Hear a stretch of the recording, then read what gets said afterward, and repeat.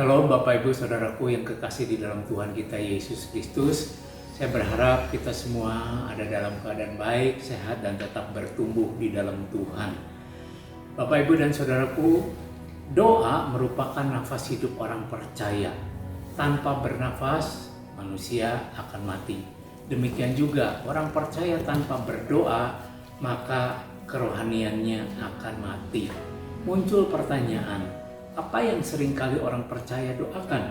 Banyak orang Kristen berdoa hanya meminta untuk kepentingannya sendiri.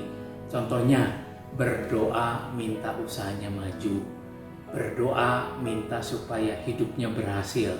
Berdoa minta supaya karirnya meningkat.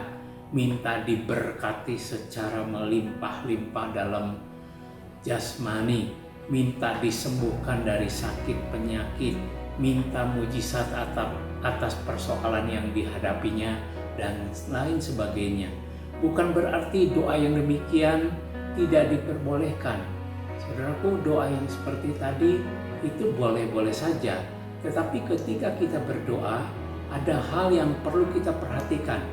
Tuhan Yesus di dalam doa Bapa Kami mengajar murid-muridnya, mengajar kita semua untuk berdoa, Bapa Kami yang ada di surga, dikuduskanlah namamu, datanglah kerajaanmu, jadilah kehendakmu.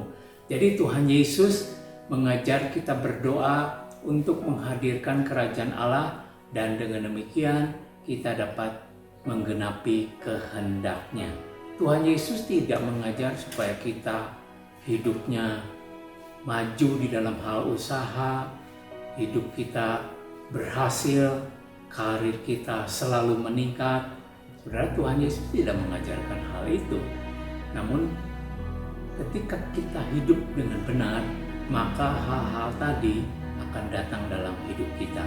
Demikian juga dengan Rasul Paulus. Dalam doanya, apa sih yang Rasul Paulus panjatkan buat orang percaya? Apa sih yang Rasul Paulus harapkan di dalam kehidupan orang percaya? Apa yang Rasul Paulus inginkan di dalam hidup orang percaya? Apakah Rasul Paulus berdoa supaya orang percaya hidupnya maju, hidupnya sukses, ya, hidupnya diberkati secara jasmani dengan berlimpah-limpah? Ternyata Rasul Paulus tidak berdoa seperti itu. Coba kalau kita perhatikan surat Filipi pasal yang ke-1 ayat 9 sampai dengan ayat yang ke-11, saya akan bacakan untuk Bapak, Ibu, dan Saudaraku semuanya.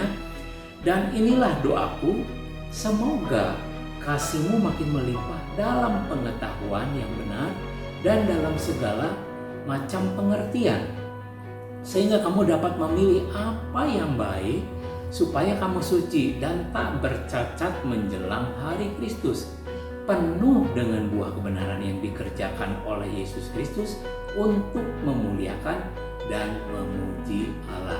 Jadi yang Rasul Paulus inginkan di dalam doanya adalah supaya orang percaya makin kaya, makin melimpah dalam perkara rohani. Rasul Paulus bukan minta supaya orang percaya hidupnya maju, ya, usahanya berhasil, bukan itu yang paling utama. Nah, tujuannya Rasul Paulus berdoa seperti itu supaya apa?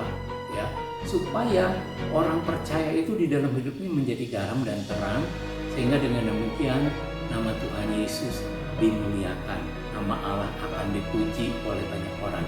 Nah, dari surat Filipi pasal yang ke-1 ayat 9 sampai 11 tadi, ada salah satu doa Rasul Paulus, yaitu agar kita sebagai orang percaya di dalam hidup ini menghasilkan buah kebenaran yang dikerjakan oleh Yesus Kristus, yang dikerjakan oleh Roh Kudus yang ada dalam kita. Nah, kita semua diingatkan untuk berdoa agar dalam hidup ini dapat memberikan, dapat menghasilkan buah kebenaran. Nah, ini yang seringkali dilupakan oleh orang percaya di dalam doanya. Kenapa seringkali dilupakan? Karena banyak orang percaya ketika berdoa, fokusnya adalah untuk kepentingan sendiri, untuk kepuasan diri sendiri. Oleh sebab itu kita minta pertolongan agar Roh Kudus ya dapat menolong kita ketika kita menjalani hidup ini, memberikan atau menghasilkan buah kebenaran ya. Kalau kita ingat hukum tabur tuai, apa yang kita tabur itu juga yang akan kita tuai. Maka kalau kita menghasilkan kebenaran, menabur kebenaran, maka hidup yang kita tuai adalah hal-hal yang benar. Kita tidak usah berkuar-kuar, oh saya sudah dibenarkan oleh Tuhan Yesus. Cukup kita perlihatkan diri kita bahwa kita adalah orang benar lewat perbuatan dan perilaku kita. Lewat hidup yang menghasilkan buah kebenaran, otomatis nama Tuhan Yesus akan dipermuliakan. Nah, kalau kita berdoa hanya meminta segala sesuatu untuk kepentingan diri kita sendiri, ya, itu sama dengan kita meminta hak saja, tetapi kita melupakan kewajiban kita. Kalau kita berdoa selalu hanya minta saja, saudaraku, itu sama dengan kita mengisi hidup ini dengan tidak bertanggung jawab. Marilah kita tingkatkan kualitas doa kita. Jangan salah berdoa. Salah berdoa terjadi karena ketika kita berdoa, doa yang kita panjatkan adalah hanya untuk memuaskan diri kita. Jangan hanya meminta, tetapi di dalam hidup ini kita juga perlu memberi, kita perlu menghasilkan buah kebenaran. Ingat, jangan hanya minta hak, tapi lupa kewajiban. Biarlah kita berdoa berkelimpahan, semakin kaya dalam hal-hal yang rohani. Bukan hanya berdoa hanya untuk hal-hal yang jasmania saja. Biarlah kita semakin melimpah di dalam pengetahuan dan pengertian yang benar, sehingga kita dapat memilih apa yang baik. Hidup ini menjadi kudus, menjadi suci, tidak bercacat celah menjelang kedatangan Kristus. Dan dengan demikian kita dapat menghasilkan buah kebenaran.